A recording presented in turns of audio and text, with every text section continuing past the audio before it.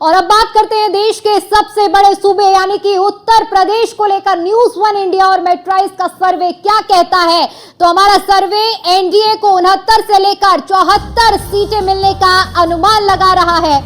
जहां एनडीए गठबंधन के उत्तर प्रदेश में 6 से 11 सीटें मिलने का अनुमान है, तो सर्वे में बीएसपी को एक भी सीट नहीं मिलने का अनुमान है। उत्तर प्रदेश को लेकर न्यूज वन इंडिया और मेट्राइज का ये संयुक्त सर्वे है और इस सर्वे में एनडीए को 69 से 74 सीटें मिलने का अनुमान जताया गया और साथ ही साथ इंडिया गठबंधन को 6 से 11 सीटें मिलने की संभावना है। तो ये एग्जिट पोल आपके सामने है। तो ये सिर्फ मात्र अभी एग्जिट पोल है, अभी फिलहाल एग्जिट पोल आना बाकी है। 4 जून को नतीजे घोषित हो जाएंगे, लेकिन ये न्यूज वन इंडिया और मेट्राइज का संयुक्त सर्वे आपके सामने, जिसमें एनडीए को 69 से 74 सीटें मिलने का अनुमान है और साथ ही साथ इंडी गठबंधन को यूपी में 6 से 11 सीटें मिलने का अनुमान है। वहीं बीएसपी को एक भी सीट ना मिलने की संभावना उत्तर प्रदेश में है। तो लगातार एग्जिट पोल भी सामने आ रहे हैं। और बिल्कुल देखिए प्रभा, क्योंकि जिस तरह से हमारा ये एग्जिट पोल सामने आया उसके मुताबिक हाथी की चाल कहीं ना कहीं धीमी पड़ गई है। बीएसपी को जिस तरह से बीएसपी के खाते में एक भी सीट नहीं गई है, वहीं कमल खिलता हुआ इस बार प्रचंड बहुमत कहीं उत्तर प्रदेश में देखने को मिल रही है। हालांकि हमारे ये एग्जिट पोल जिससे पूरी तरह से सटीक तरीके से चप्पे चप्पे पर जाकर एक बड़ी तैयारी के साथ इस एग्जिट पोल को तैयार किया है और आज हम आपके बीच में रख रहे हैं। और इंडी गठबंधन जो कि 6 से 11 सीटें जिसे मिलने का अनुमान लगाया जा रहा है। बिल्कुल दीपिका, देखिए जिस तरीके से इंडी गठबंधन अपनी जीत के दावे को लेकर आश्वस्त नजर आ रहा है, उत्तर प्रदेश ही नहीं बल्कि पूरे देश भर में 295 कह रहा है इंडी गठबंधन की इतनी सीटें हम जीतेंगे। लेकिन जो एग्जिट पोल बता रहा है, यूपी की सबसे पहले बात करेंगे तो 6 से 11 सीटें ही मिलने का अनुमान इंडी गठबंधन को उत्तर प्रदेश में है। वहीं बीएसपी जिसका जिक्र आपने भी किया कि धीमी चाल, तो कहीं ना कहीं बीएसपी का निष्क्रिय होना यहाँ पर ये बड़ा सबब है बीएसपी के लिए, क्योंकि जैसे ही चुनावों का ऐलान हुआ, चुनावी तारीखें सामने आई, बीएसपी बहुत देर बाद एक्टिव नजर आई। मायावती चुनावी मैदान में बहुत लेट एक्टिव नजर आई। उसका कहीं ना कहीं खामियाजा जो है वो बीएसपी को यहाँ पर चुकाना पड़ सकता है, जो अब जो सर्वे सामने आ रहे हैं उसके लिहाज से। बिल्कुल प्रभा, क्योंकि देखिए ये जो एग्जिट पोल है, एग्जिट पोल हालांकि ये एक बड़ी तैयारी के बाद तैयार किया गया है और जिसमें जिस तरह से लगातार उत्तर प्रदेश की 80 सीटों को लेकर दावे किए जा रहे थे कि 80 से 80 सीटें, तो उसी राह पर कहीं ना कहीं एग्जिट पोल भी संकेत करता हुआ नजर आ रहा है। ज्यादा से ज्यादा सीटें बीजेपी के एनडीए के खाते में जाती हुई नजर आ रही है। बिल्कुल, बीजेपी देखिए 69 से 74 सीटें मिलने का अनुमान उत्तर प्रदेश में है, तो वहीं इंडी गठबंधन को 6 से 11 सीटें मिलने का अनुमान यहां पर इस सर्वे में जताया जा रहा है। लेकिन अब इंतजार सिर्फ 4 तारीख का है जब नतीजे घोषित होंगे।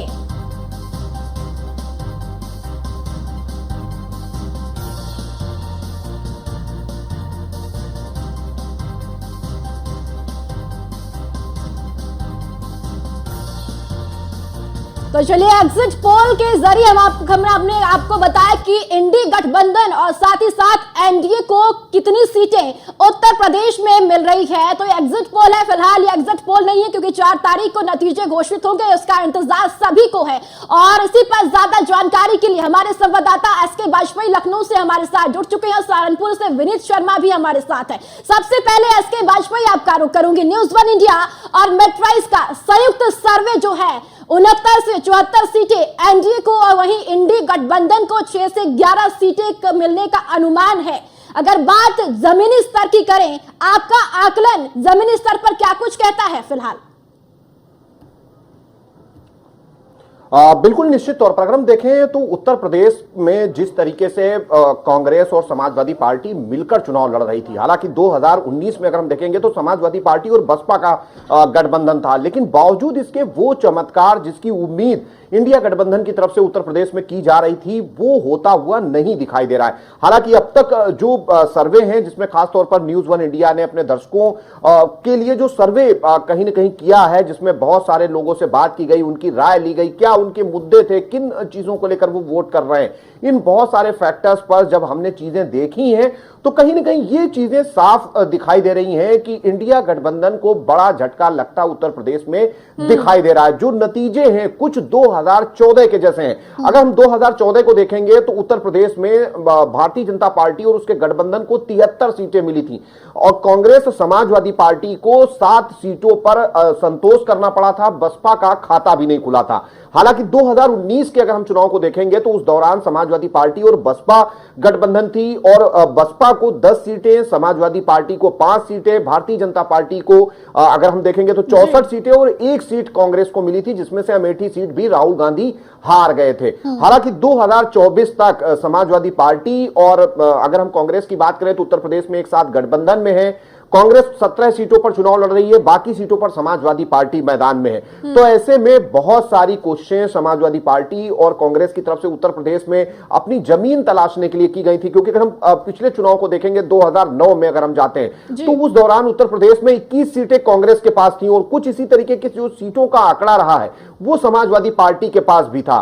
तो ऐसे में दोनों पार्टियों ने काफी दमखम लगाया। 9 से ज्यादा संयुक्त जनसभाएं अखिलेश यादव और राहुल गांधी की तरफ से की गई, लेकिन जिन मुद्दों को लेकर वो चल रहे थे उन मुद्दों पर बहुत ज्यादा वो लोगों को प्रभावित नहीं कर पाए। हालांकि न्यूज वन इंडिया ने जो अपना सर्वे किया है उस सर्वे के अनुसार करीब 69 से 74 सीटें भारतीय जनता पार्टी इस चुनाव में पा सकती है। हालांकि ये आंकड़े हैं जो इंडी गठबंधन जो दावे कर रहा था सरकार बनाने के, एग्जिट पोल में वो दावे अब पस्त होते हुए नजर आ रहे हैं। बिल्कुल, अगर हम देखें तो जहां तक कुल सीटों की अगर हम बात करेंगे तो कुल सीटों में भी इंडिया गठबंधन काफी पीछे नजर आ रहा है। हालांकि अलग अलग राज्यों में अलग अलग दलों के साथ उनका गठबंधन था। उत्तर प्रदेश में जहां वो समाजवादी पार्टी के साथ थे, तो वहीं जो दूसरे जो राज्य हैं उनके जो क्षेत्रीय दल थे उनके साथ वो गठबंधन में थे। हालांकि 353 से लेकर 369 सीटें भारतीय जनता पार्टी और उसका जो एनडीए गठबंधन है वो पाता हुआ दिख रहा है। तो ऐसे में कांग्रेस और उसके नीट इंडी गठबंधन की बहुत ज्यादा कोई बेहतर परफॉर्मेंस नहीं दिखाई दे रही। हालांकि वो अपना न्याय पत्र लेकर आए थे, बहुत सारे उसमें वायदे किए गए थे, चाहे वो अगर हम बात करें सेना भर्ती की तो उसके लिए भी उन्होंने वादा किया था कि आते ही उसको परमानेंट करेंगे, जो संविदा कर्मी हैं उनको भी परमानेंट करेंगे, 8,000 रुपए महीने का भत्ता भी देंगे। महिलाओं के लिए भी बहुत सारी चीजें उन्होंने अपने घोषणा पत्र में रखी थी। हालांकि ये चीजें लोगों के विश्वास पर उतरती हुई नहीं दिखाई दी, जिस तरीके के सर्वे अभी तक सामने आए हैं। न्यूज वन इंडिया ने भी जिस तरीके से अपना सर्वे किया है, कहीं ना कहीं उस सर्वे में इंडिया गठबंधन फिलहाल सरकार बनाने की स्थिति में नहीं दिख रहा है और जब नतीजे आएंगे तब सारी चीजें साफ होंगी। अगर हम उत्तर प्रदेश की बात करें तो बहुत सारी ऐसी सीटें थी जहां पर भारतीय जनता पार्टी के प्रत्याशी के साथ समाजवादी पार्टी या कांग्रेस जो कि गठबंधन में है उनकी लड़ाई जरूर दिखाई दी, लेकिन लोग हम कहें कि उनके पास शायद ऑप्शन नहीं था। कहीं प्रत्याशियों की वजह भी हो सकती है और कहीं भारतीय जनता पार्टी की तरफ से उठाए जा रहे तमाम बड़े फैक्टर्स रहे हैं और लेकिन इन फैक्टर्स के बीच में एक बड़ी बात जो निकलकर सामने आ रही है कि बात विवाद चाहे जितना हो, लेकिन जनता ने एक बार फिर से कमल खिलाया है, जो अभी एग्जिट पोल फिलहाल बोल रहे हैं। हमारे साथ सहारनपुर से विनीत जुड़े हुए हैं। विनीत, अगर सहारनपुर की बात करते हैं और उसके आसपास के क्षेत्रों की बात करते हैं, पहले चरण में मतदान हुआ, हालांकि एक पश्चिमी उत्तर प्रदेश के मुद्दों की बात करें तो वहां ठाकुरों की नाराजगी एक बड़ा मुद्दा बना था और इन सब के बावजूद एक प्रचंड बहुमत मिल रही है एग्जिट पोल में एनडीए को। बिल्कुल, देखिए सहारनपुर की अगर बात करें या फिर आसपास के जो इलाके हैं, चाहे वो किराना सीट हो या फिर मुजफ्फरनगर सीट हो, वहां पर कहीं ना कहीं इस बार जो है बीजेपी के अलावा जो गठबंधन के जो प्रत्याशी है वहां पर सीधी बीजेपी के साथ टक्कर यहाँ पर मानी जा रही है। सहारनपुर की अगर बात करें तो सहारनपुर में यहाँ पर बीजेपी की ओर से राघव लखनपाल शर्मा को यहाँ पर टिकट दिया गया था और इंडिया गठबंधन की ओर से यहाँ पर इमरान मसूद को यहाँ पर टिकट दिया गया था। चूंकि राघव लखनपाल यहाँ पर 2014 में सहारनपुर में सांसद रहे थे और हालांकि 2019 में वो यहाँ पर हार गए थे। इमरान मसूद की अगर बात करें तो इमरान मसूद कहीं ना कहीं पश्चिम यूपी के एक बड़े नेता हैं और कई चुनाव हालांकि यहाँ पर लड़े हैं, लेकिन उन्हें लगातार चाहे वो यहाँ पर सांसद का चुनाव लड़े हों, इसके अलावा वो यहाँ पर विधायकी का चुनाव लड़े हों या इसके अलावा यहाँ पर वो मेयर का चुनाव लड़े, तो उन्हें यहाँ पर हार का सामना यहाँ पर करना पड़ा है। लेकिन कहीं ना कहीं हर एक चुनाव में इमरान मसूद की जो स्थिति रहती है वो यहाँ पर मजबूत स्थिति में यहाँ पर रही है। तो इस बार के जो चुनाव है सहारनपुर का, चूंकि सहारनपुर में 19 अप्रैल को यहाँ पर जब वोटिंग हुई थी तो 66% यहाँ पर मतदान हुआ था, जो कहीं ना कहीं अगर देखा जाए तो करीब 12 लाख के आसपास आंकड़ा निकल कर आते हैं, जो 12 लाख वोट यहाँ पर पड़े थे। तो उसमें से जो चूंकि यहाँ पर बसपा ने भी यहाँ पर माजिद अली को यहाँ पर टिकट दिया था, तो बसपा का यहाँ पर अच्छा खासा यहाँ पर गढ़ रहा है। बसपा के यहाँ पर सांसद भी पिछली बार यहाँ पर बने थे 2019 में। तो इस बार का जो चीजें निकल कर आ रही है उसमें ये है कि बसपा भी कहीं ना कहीं यहाँ पर चूंकि बसपा का एक वोट बैंक यहाँ पर फिक्स है, जो सीधा सीधा बसपा के पास जाएगा, जो दलित वोट है सीधा सीधा बसपा के पास जाएगा। इसके अलावा जो बसपा के जो यहाँ पर प्रत्याशी थे उन्होंने यहाँ पर मुस्लिम वोट में भी सेंधमारी की है। और माना यही जा रहा है कि अगर बसपा के प्रत्याशी माजिद अली की बात करें तो उन्होंने किसका खेल बिगाड़ा है सहारनपुर में? बिल्कुल, देखिए माजिद अली चूंकि यहाँ पर उन्होंने मुस्लिम वोटरों में सेंधमारी की है, तो उसका सीधा सीधा नुकसान यहाँ पर इंडी गठबंधन के जो कैंडिडेट हैं इमरान मसूद, उनको यहाँ पर नुकसान होता हुआ दिखाई दे रहा है। और मानना भी यही जा रहा है कि अगर मुस्लिम वोट यहाँ पर अच्छी खासी तादाद में बसपा प्रत्याशी को मिल गया तो बीजेपी का रास्ता साफ है, बीजेपी यहाँ पर बड़ी आसानी से यहाँ पर जीत हासिल कर लेगी। चूंकि 12 लाख वोट जो पड़ा है उसमें से इस बार का यहाँ सहारनपुर में देखा जाए तो 19 अप्रैल को करीब 5 बजे यहाँ पर बरसात हुई थी, वोटिंग चल रही थी, उसी बीच बरसात हुई, आंधी तूफान आया, जिसमें कहीं ना कहीं जो वोटर्स जो एसी में बैठने वाले लोग हैं या फिर जो अच्छे घरों के लोग हैं वो यहाँ पर बाहर नहीं निकले, और उसका खामियाजा यहाँ पर बीजेपी को भुगतना पड़ेगा। तो सहारनपुर में फाइट फिलहाल ये है कि बीजेपी और इंडी गठबंधन के बीच में फाइट है, लेकिन अगर मुस्लिम वोट में अच्छी सेंधमारी यहाँ पर बसपा करती है तो बीजेपी का रास्ता यहाँ से साफ है। दूसरी बात यहाँ पर सामने अब कैराना की बात करें तो कैराना में यहाँ पर प्रदीप चौधरी को यहाँ पर बीजेपी ने टिकट दिया। इसके अलावा इंडिया गठबंधन की ओर से यहाँ पर इकरा हसन यहाँ पर चुनाव मैदान में थी। इकरा हसन चूंकि युवा है और उसके अलावा उन्होंने कहीं ना कहीं लगातार जो चुनाव प्रचार किया था उसमें जो उनके पिताजी थे उनका अपने पिताजी का नाम उन्होंने, क्योंकि उनके पिताजी पहले यहाँ पर किराना से सांसद भी रहे थे। इसके अलावा जो उनके भाई हैं नाहिद हसन, वो भी वहाँ पर विधायक है। तो उन्होंने अपने पिता को लेकर वो चीजें रखी, अपनी बातें रखी। इसके अलावा वही चीजें जो कि हमारी सरकार अगर सांसद वो बनी तो लगातार वो यहाँ पर काम करेगी और बीच में रहेगी। चूंकि वो युवा हैं और बाहर विदेश से पढ़कर आई हैं, तो कहीं ना कहीं अपने पिताजी को देखते हुए इन्होंने इस बार यहाँ पर चुनाव में यहाँ पर हाथ मारा है। और हालांकि पहले भी वो चुनाव लड़ी है, और पिछली बार वो चुनाव में यहाँ पर जो मेयर का चुनाव हुआ था उसमें यहाँ पर वो हार का सामना उन्हें करना पड़ा था। तो कैराना सीट पे देखा जा रहा है कि दोनों यहाँ पर इंडिया गठबंधन और बीजेपी की यहाँ पर कड़ी टक्कर यहाँ पर मानी जा रही है। लेकिन इस बार बीजेपी के लिए फायदा ये है क्योंकि यहाँ पर आरएलडी का जो वोट है यहाँ पर बीजेपी को मिलता हुआ दिखाई दे रहा है। कहीं ना कहीं विनीत देखा जाए तो आरएलडी का बीजेपी के साथ आना एक बड़ी उपलब्धि, यानी कि जिस तरह से आंकड़े सामने आ रहे हैं कहीं ना कहीं एक बढ़त दी है भारतीय जनता पार्टी को आरएलडी के साथ आने की वजह से। बहुत बहुत शुक्रिया विनीत आपका हमारे साथ जुड़ने के लिए और इस जानकारी के लिए। एसके, अगर हम बात करते हैं, क्योंकि देखिए जिस तरह से आखिरी चरण के मतदान कल संपन्न हुए और उसके बाद इंडी गठबंधन की बैठक संपन्न होने के बाद जो बड़े चेहरे रहे हैं उस सामने आने के बाद साफ तौर पर कहा गया कि 275 सीटें इंडी गठबंधन को मिल रही हैं। ऐसे में अब जो उनकी ओर से दावा किया गया, हालांकि कहा गया कि जनता का सर्वे है ये और एग्जिट पोल कुछ और दर्शा रहे हैं। अब इसके बिल्कुल निश्चित तौर पर कांग्रेस की तरफ से जब कल इंडिया गठबंधन की बैठक की गई उस दौरान बहुत सारी चीजें निकलकर सामने आई और लगातार इंडिया गठबंधन की तरफ से दावे किए जा रहे हैं। मल्लिकार्जुन खड़गे जो कि कांग्रेस के अध्यक्ष भी हैं और इंडिया गठबंधन को कहीं ना कहीं समन्वय के तौर पर भी काम कर रहे हैं, वो तो उनकी तरफ से भी कहा गया कि 295 सीटें हमारे पास आ रही हैं और ये जनता का सर्वे है। हालांकि उनके दावे जरूर है और जिस तरीके से जो सर्वे आए हैं, वो चाहे वो न्यूज वन इंडिया का सर्वे हो या जो दूसरे जो सर्वेक्षण है, जो दूसरी एजेंसियां हैं जिन्होंने सर्वे किए हैं, उन सभी सर्वे को फिलहाल वो नहीं मान रहे हैं। हालांकि उत्तर प्रदेश में समाजवादी पार्टी के राष्ट्रीय अध्यक्ष अखिलेश यादव ने भी सर्वे को लेकर काफी सवाल उठाए हैं।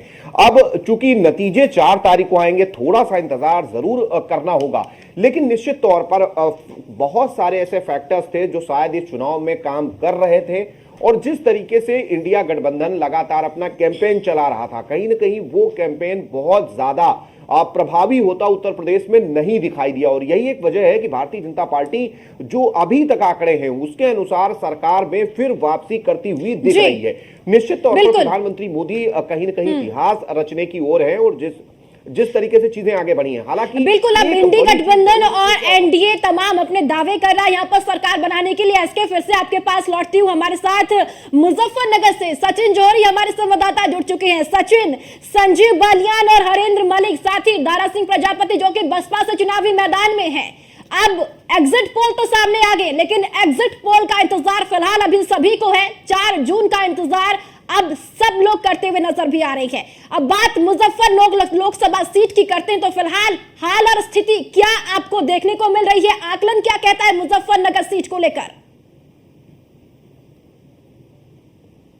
तक भारतीय जनता पार्टी के प्रत्याशी संजीव बालियान यहाँ के सांसद हैं और इस बार भी एक मजबूत चुनाव लड़े हैं। उनके सामने समाजवादी पार्टी के राष्ट्रीय महासचिव हरेंद्र मलिक हैं और वो भी एक अच्छा चुनाव लड़े हैं। लेकिन बहुजन समाज पार्टी की तरफ से यहाँ पर दारा सिंह प्रजापति खड़े थे जिन्होंने थोड़ा सा डॉक्टर संजीव बालियान का खेल बिगाड़ा है। लेकिन चूंकि राष्ट्रीय लोकदल को भी भारतीय जनता पार्टी को साथ मिला है, उसका फायदा भी डॉक्टर संजीव बालियान को मिलेगा। तो पूरी तरह से संजीव बालियान जो कि भाजपा के प्रत्याशी हैं और समाजवादी पार्टी के प्रत्याशी हरेंद्र मलिक हैं, उनके बीच कड़ी टक्कर है और आमने सामने का एक कड़ा चुनाव दोनों प्रत्याशियों ने यहाँ पर लड़ा है। लेकिन सचिन, जिस तरीके से अब एग्जिट पोल सामने निकल कर आ रही है, इंडी गठबंधन लगातार अपनी जीत को लेकर आश्वस्त है, दावा करता हुआ नजर आ रहा है कि पूरे देश भर में 295 सीटें और उत्तर प्रदेश के लेकर भी दावा उनका है। वहीं एनडीए भी अपनी जीत को लेकर पूरी तरीके से आश्वस्त वहां पर नजर आ रहा है। यूपी की अगर बात करते हैं तो यूपी में जो हमारा सर्वे है न्यूज वन इंडिया और मेट्राइज का 69 से 74 सीटें एनडीए को है। वहीं अगर बात इंडी गठबंधन की करते हैं तो 6 से 11 की सीट लगभग इंडी गठबंधन को मिलती हुई नजर आ रही है। लेकिन मुजफ्फरनगर सीट को लेकर जिस तरीके से आप भी बता रहे हैं, आकलन आपका क्या है? लेकिन यहाँ पर जातीय आधार पर भी जो समीकरण बैठा, उसके बाद तस्वीर कितनी बदली वहां पर? देखिए, तस्वीर क्योंकि यहाँ पे भारतीय जनता पार्टी मजबूत स्थिति में थी और राष्ट्रीय लोकदल ऐन मौके पर भारतीय जनता पार्टी के साथ जुड़ गया है, जिसका फायदा भारतीय जनता पार्टी को मिला है। लेकिन थोड़ी मुसीबत का कारण यहाँ पर दारा सिंह प्रजापति जो बसपा के प्रत्याशी थे वो बने हैं, क्योंकि प्रजापति समाज जो भाजपा का कोर वोटर था वो दारा सिंह प्रजापति के साथ जुड़ा है। इससे थोड़ी मुसीबत आ सकती है। लेकिन मजबूत चुनाव लड़ा है क्योंकि 10 साल से भारतीय जनता पार्टी के संजीव बालियान यहाँ पर है और 2019 में भाजपा के जो प्रत्याशी संजीव बालियान अजीत सिंह चौधरी अजीत सिंह को हरा चुके हैं। तो बड़ी एक छाप रखते हैं, जाट समाज में भी रखते हैं और क्योंकि भारतीय जनता पार्टी के प्रत्याशी मजबूत स्थिति में है। लेकिन हरेंद्र मलिक भी कोई कम नहीं है, अच्छा चुनाव लड़े हैं। तो दोनों में बड़ी ही कड़ी टक्कर मानी जा रही है जी। और दोनों प्रत्याशी अपनी अपनी जीत का दावा कर रहे हैं और 50-50 हजार से ऊपर मतों से जीतने का दावा कर रहे हैं। बिल्कुल सचिन, क्योंकि कांटे की टक्कर रही है, तमाम ऐसे फैक्टर रहे हैं जो हावी रहे हैं। बहुत बहुत शुक्रिया आपका हमारे साथ जुड़ने के लिए और जानकारी के लिए। इसके अगर 7 चरणों की बात करें, उत्तर प्रदेश के 7 चरणों में जो चुनाव संपन्न हुए हैं, 7 चरणों में अपने अपने अलग मुद्दे रहे हैं। जैसे पश्चिमी उत्तर प्रदेश का अपना अलग मुद्दा रहा है, कई ऐसे फैक्टर्स रहे हैं जिसने भारतीय जनता पार्टी की परेशानी भी बढ़ाई है, तो कहीं विपक्ष को भी नुकसान झेलना पड़ा है। लेकिन ओवरऑल अगर इन 7 चरणों की बात करें तो क्या समीकरण रहा है? और जो समीकरण रहा है, एग्जिट पोल उन समीकरणों को बयां कर रहा है कि जो पासे हैं वो एक बार फिर से बीजेपी के पाले में जाते हुए नजर आ रहे हैं।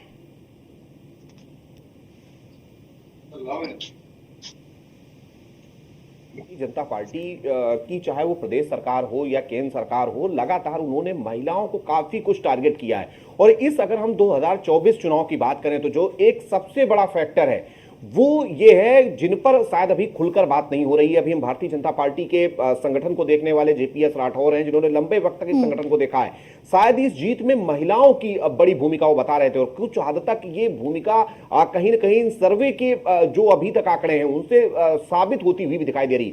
सीधे तौर पर हम देखें तो उत्तर प्रदेश की ज्यादातर जो खासतौर पर 7वें चरण की सीटें हैं, वहां पर जो वोटिंग प्रतिशत है वो महिलाओं का पुरुषों की अपेक्षा ज्यादा है। और ये थोड़ी कोई बहुत आंकड़े नहीं है, काफी बड़ी मात्रा में महिलाओं ने पुरुषों से ज्यादा वोटिंग की है।